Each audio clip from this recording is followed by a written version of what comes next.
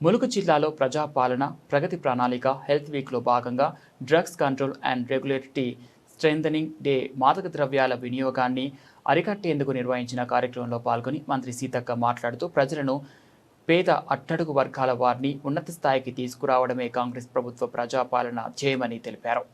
మరి ఇంకా ఏమున్నా కూడా మేము అందుబాటులో ఉంటాం, పట్టాలది కూడా క్లియర్ చేస్తాం. అదే విధంగా మరి పిల్లలందరినీ మంచిగా చదివించుకోండి. ఈరోజు ఒకప్పుడు అంటే మన తాతలు తండ్రులు మన వరకు అడవిని నమ్ముకొని ఉన్న దాంట్లో కలో గంజో అన్నట్టుగా తిని బతికినాం. కానీ రాను రాను వ్యవస్థ మారుతూ ఉన్నప్పుడు పిల్లలందరినీ కూడా చదివించుకొని మంచిగా ఉద్యోగాలు పొందాల్సినటువంటి అవసరం ఉంది. అదేవిధంగా ఊర్లలో కూడా ఉన్న వ్యవసాయాన్ని జాగ్రత్తగా నడుపుకోండి. 2 పంటలకు నీళ్ళు వచ్చే విధంగా ఆ కెనాళ్ళు కూడా మరి ప్రణాళిక చేస్తాం. మీరు అందరికీ ఖచ్చితంగా మేము గవర్నమెంట్ తరఫున అన్ని రకాలుగా అండగా ఉంటాం. ముఖ్యంగా మహిళలందరూ కూడా మహిళా సంఘాలలో చేరండి. అట్లా మనకు అడవి గ్రామాల నుంచి వచ్చేటి కూడా ప్యారట్ ఆకులు ఉంటాయి, ఇస్తారాకులు, అట్లాంటివి కూడా మిషన్ కూడా పెట్టిస్తాం.